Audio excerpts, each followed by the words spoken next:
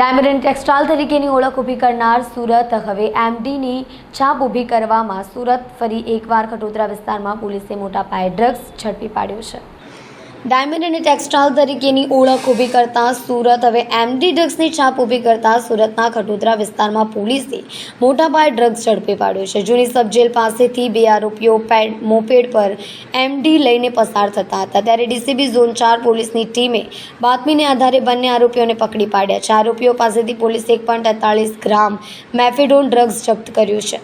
આરોપીએ સગરામપુરાના મોહમ્મદ ચાંદ પાસેથી ડ્રગ્સ ખરીદ્યું હોવાનું પોલીસ તપાસમાં બહાર આવ્યું છે।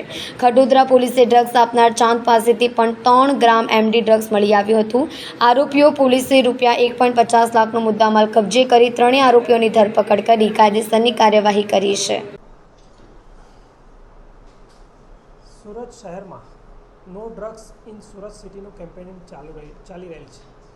સુરત શહેરના નવનિયુક્ત પોલીસ કમિશનર શ્રી ગેહલોત સાહેબની સૂચના મુજબ સુરતમાં જ્યાં પણ ડ્રગ્સ કે ડ્રગ્સ પેડલર કે ડ્રગ્સની કોઈ પણ ગેરકાયદેસરની જે પ્રવૃત્તિ થાય છે તે માટે વોચ કરવા અમને મોટિવેટ કરેલા, જેના ભાગરૂપે ઝોન 4 શ્રી વિજયસિંહ ગુર્જર સાહેબના સ્ટ્રાઇકિંગ ફોર્સના તથા એલસીબીના માણસોએ જગ્યાએ સબજેલની ગલીમાં વોચ કરતા એક પેડલર 1.43 ગ્રામ ડ્રગ્સ સાથે પકડાયેલ છે, જેની કિંમત 14,300 છે। ત્યારબાદ તે ઇન્વેસ્ટિગેશનમાં વધારે આગળ વધતા તોસીફ ખાન નામનો આરોપી પકડાયેલો અને તેની સાથે અબ્દુલ રહેમાન નામનો આરોપી પકડાયેલો। તે લોકો જ્યાંથી ડ્રગ લાવેલા હતા તેમાં મોહમ્મદ ચાંદ ઉર્ફે મોહમ્મદ અબીદનું નામ ખુલતા તેને પણ ગઈ રાતે પકડવામાં આવેલો હતો, જેમાં તેની પાસેથી 3.43 ગ્રામ એમડી પકડવામાં આવેલું, જેની બંનેની કુલ કિંમત અંદાજિત 50,000 રૂપિયા થાય છે।